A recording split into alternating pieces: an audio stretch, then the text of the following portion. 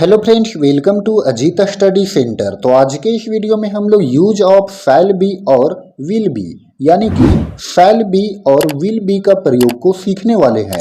तो आप इस वीडियो को बिना स्किप किए पूरा अंत तक ध्यान से देखिए। तो चलिए शुरू करते हैं आज के इस वीडियो को। तो देखिए, सबसे पहले हम लोग जानते हैं कि शैल बी और विल बी का प्रयोग कब करेंगे। तो याद रखना है हमेशा कि जब वाक्य में गा, गे, गी इत्यादि का प्रयोग जब मुख्य क्रिया के रूप में रहे तो हम लोग सब्जेक्ट के अनुसार यानी कि कर्ता के अनुसार शैल बी और विल बी का प्रयोग करते हैं। जैसे कि यहाँ पर एक सेंटेंस है, मैं एक डॉक्टर बनूंगा। तो मैं एक डॉक्टर बनूंगा, यहाँ पर बनूंगा जो है वो गा आ गया लास्ट में। तो यहाँ पर हम लोग क्या करेंगे कि सब्जेक्ट के अनुसार शैल बी या तो विल बी का प्रयोग करेंगे। जैसे कि यहाँ पर देखना ये है कि सब्जेक्ट अगर आई और वी रहे, आई और वी जब सब्जेक्ट रहे तो इसके साथ हमेशा शैल बी का प्रयोग करेंगे, और आई और वी के अलावे जितने भी सारे सब्जेक्ट रहे उसके साथ प्रयोग करेंगे विल बी का। जैसे कि यू है तो विल बी का प्रयोग, वी है तो विल बी का प्रयोग, दे है तो विल बी का प्रयोग, या तो थर्ड पर्सन सिंगुलर नंबर रहे, ही, शी, इट या तो कोई नाम रहे तो इसके साथ हम लोग प्रयोग करेंगे विल बी का। और शैल बी का प्रयोग हम लोग किस में करेंगे? सिर्फ और सिर्फ आई और वी के साथ। आई और वी के साथ शैल बी का प्रयोग, और आई और वी के अलावे जितने सारे भी सब्जेक्ट आ जाएं सभी के साथ विल बी का प्रयोग करेंगे। तो देखिए, ये जो शैल बी और विल बी है इसका प्रयोग हम लोग करते हैं फ्यूचर टेंस के लिए, यानी कि इसमें फ्यूचर की बात बताई जाती है। मैं एक डॉक्टर बनूंगा, ये भविष्य की बात है कि मैं एक क्या बनूंगा? मैं एक डॉक्टर बनूंगा। अभी मैं डॉक्टर हूं नहीं, लेकिन मैं एक डॉक्टर बनूंगा। तो ये फ्यूचर की बात है, तो हम लोग प्रयोग करेंगे शैल बी और विल बी का। तो चलिए अब यहाँ पर बारी बारी से हम लोग इसका ट्रांसलेट बनाते हैं। जैसे कि मैं एक डॉक्टर बनूंगा, तो यहाँ पर सब्जेक्ट में है मैं, तो मैं का इंग्लिश क्या होता है? आई। तो आई लिखेंगे। उसके बाद देखना है यहाँ पर कि आई के साथ कौन सा हेल्पिंग वर्ब का प्रयोग होगा। तो देखिए, आई के साथ शैल बी का प्रयोग, तो यहाँ पर हो जाएगा शैल बी। उसके बाद एक का इंग्लिश या, और फिर डॉक्टर, और फिर फुल स्टॉप। तो इस तरह से मैं एक डॉक्टर बनूंगा, तो इसका ट्रांसलेट हो गया I shall be a doctor.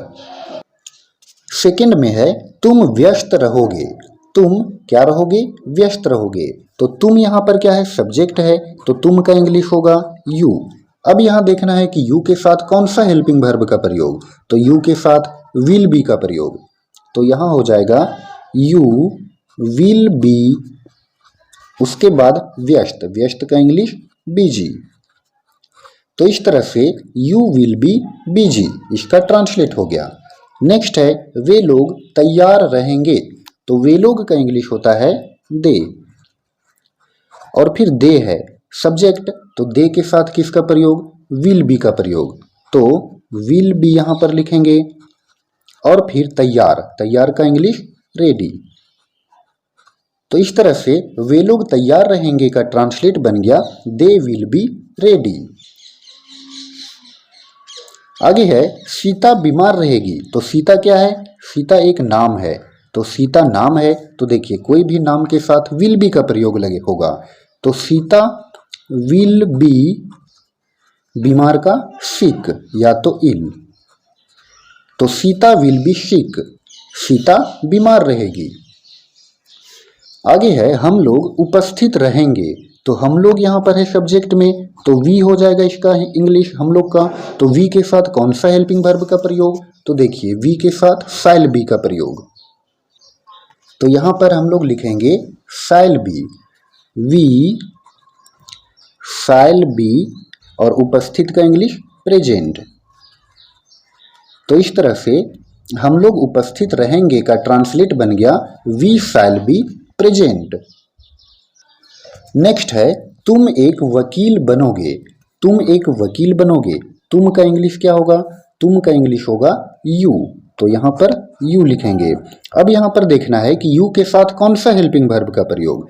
तो यू के साथ देखिए यू के साथ विल बी का प्रयोग। तो यू विल बी, यह वकील का इंग्लिश लॉयर, तो you will be a lawyer, तुम एक वकील बनोगे। नेक्स्ट है रमेश बगीचे में रहेगा, तो रमेश का इंग्लिश रमेश होगा, और रमेश क्या है, नाम है, तो कोई भी नाम के साथ विल बी का प्रयोग। तो रमेश विल बी कहाँ रहेगा, तो बगीचे में, इन द गार्डन। तो इस तरह से ट्रांसलेट बन गया, Ramesh will be in the garden, Ramesh बगीचे में रहेगा।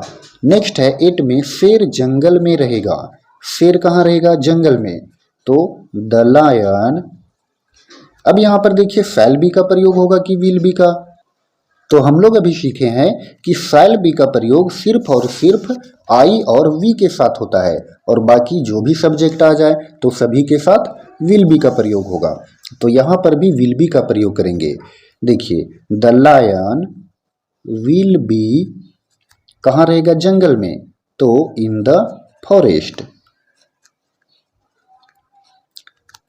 नेक्स्ट सेंटेंस है मैं एक शिक्षक बनूंगा, तो मैं एक शिक्षक बनूंगा, इसका इंग्लिश ट्रांसलेट क्या होगा, इसका जवाब आप लोग कमेंट बॉक्स में दीजिए।